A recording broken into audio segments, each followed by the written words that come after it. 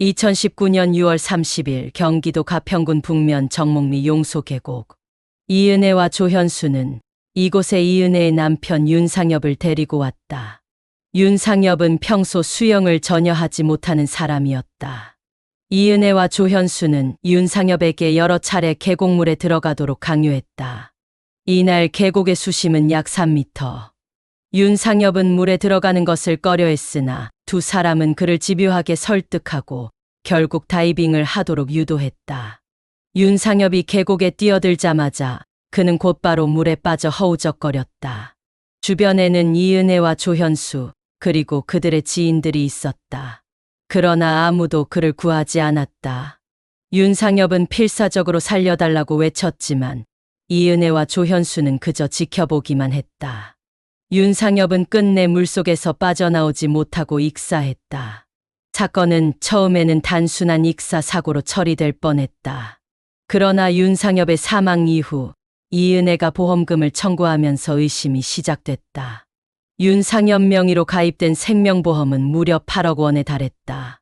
보험사에서는 이례적으로 보험금 지급을 거부했고 이은혜는 이에 대해 민사소송을 제기했다.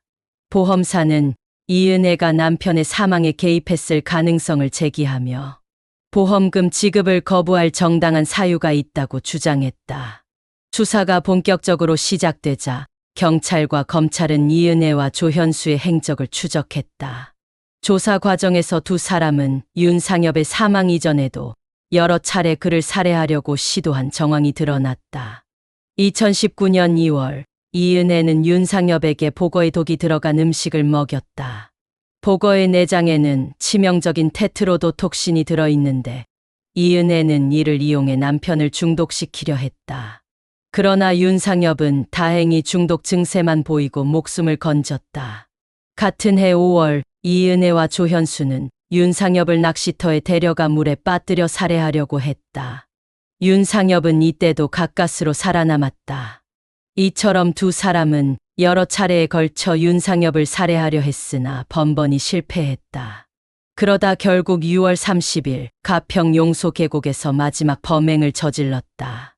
이은혜와 조현수는 윤상엽이 익사한 직후 침착하게 행동했다. 이은혜는 남편의 사망을 슬퍼하는 척했고 조현수는 주변 사람들에게 사고였다고 설명했다.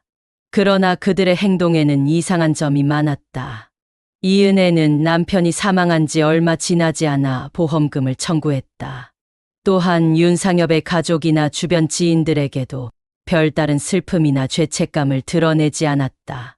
수사기관은 이은혜와 조현수의 통신기록, 금융거래 내역, 보험 가입 과정 등을 면밀히 조사했다. 이 과정에서 두 사람의 관계도 밝혀졌다.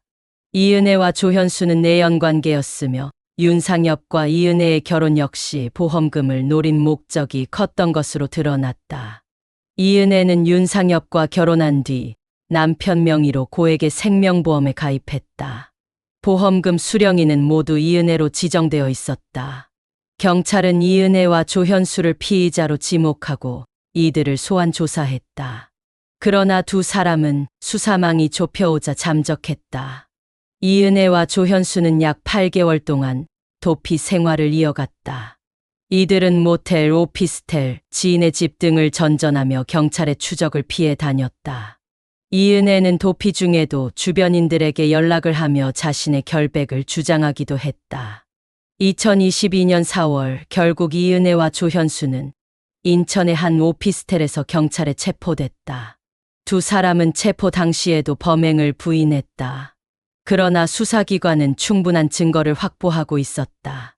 이은혜와 조현수는 살인, 살인미수, 보험사기 미수 등 여러 혐의로 재판에 넘겨졌다. 재판 과정에서 이은혜와 조현수는 줄곧 혐의를 부인했다. 이은혜는 남편이 스스로 물에 들어갔다고 주장했고 조현수 역시 구조할 수 없었다고 진술했다. 그러나 법원은 이들의 주장을 받아들이지 않았다.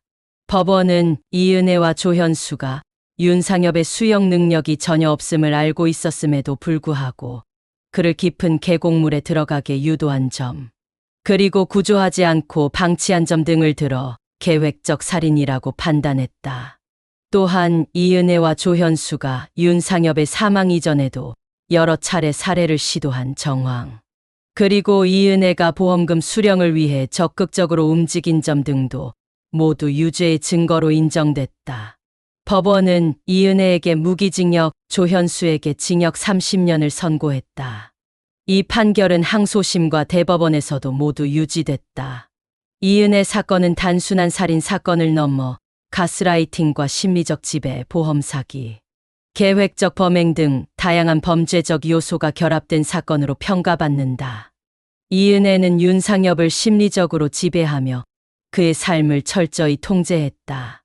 윤상엽은 결혼 생활 내내 이은혜의 눈치를 보며 살아야 했고, 이은혜와 조현수의 내연 관계를 알면서도 아무런 저항도 하지 못했다. 이은혜는 남편의 심약함과 순종적인 성격을 교묘히 이용했다. 이 사건이 사회적으로 큰 충격을 준 이유는 이은혜와 조현수가 범행을 저지르고도 오랫동안 도피하며 범죄를 부인했다는 점, 그리고 피해자가 극도의 심리적 지배와 학대 속에서 끝내 목숨을 잃었다는 점 때문이다. 또한 이은혜가 과거 방송 프로그램에 출연해 밝고 명랑한 이미지를 보였던 사실이 뒤늦게 알려지면서 대중의 분노와 허탈감은 더욱 커졌다. 윤상엽의 가족은 아들의 억울한 죽음을 밝히기 위해 끈질기게 싸웠다. 보험사 역시 이은혜의 보험금 청구를 끝까지 거부하며 법적 다툼을 이어갔다. 법원은 고의로 피보험자를 사망하게 한 경우 보험금 지급이 면책된다는 점을 명확히 하며 이은혜의 보험금 청구를 기각했다. 이은혜 사건은 대한민국 사회에 여러 가지 시사점을 남겼다. 첫째, 보험금을 노린 범죄의 위험성과 보험 가입 과정의 허술함이 지적됐다. 둘째, 가스라이팅과 심리적 지배를 통한 범죄의 심각성이 사회적으로 재조명됐다. 셋째, 범죄자들이 체포를 피해 도피하며 수사망을 교묘히 빠져나가는 현실에 대한 문제의식도 커졌다. 이은혜와 조현수는 결국 법의 심판을 받았지만 윤상엽이 겪었던 고통과 그의 가족이 감당해야 했던 슬픔은 쉽게 치유될 수 없는 상처로 남았다. 이은혜 사건은 인간의 탐욕과 악에, 그리고 그로 인해 희생된 한 사람의 비극을 적나라하게 보여주는 대표적 사례로 기록됐다. 이 사건을 계기로 대한민국에서는 보험 사기와 계획적 살인에 대한 경각심이 더욱 높아졌고, 가스라이팅 등 심리적 학대 범죄에 대한 사회적 논의도 활발해졌다. 이은혜와 조현수는 각각 무기징역과 징역 30년을 확정받았고, 이들의 범행은 오랫동안 대중의 기억에 남게 되었다. 윤상엽의 죽음이 헛되지 않도록 이 사건은 앞으로도 한국 사회에서 반복되지 않아야 할 경종으로 남아있다. 내용이 유익하셨다면 구독과 좋아요, 알림 설정 부탁드립니다.